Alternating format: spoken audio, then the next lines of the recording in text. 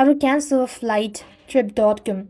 Welcome back to our channel. In this video I'm going to show you the procedure on how can you cancel a flight trip.com.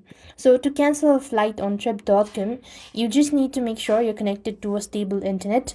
Open a trip.com app onto your device, go to account from the right hand side corner of the screen, and as you go to this section, then what you want to do is here you just want to go ahead and click on all bookings.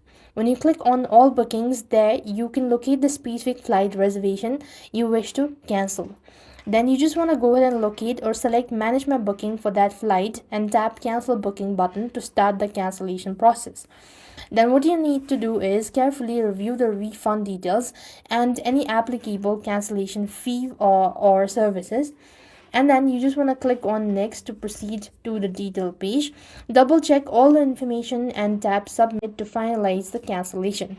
And that's how you should be able to cancel the flight on trip.com. I hope the video was helpful. Make sure to like, share and subscribe. Thank you for watching. See you in the next video.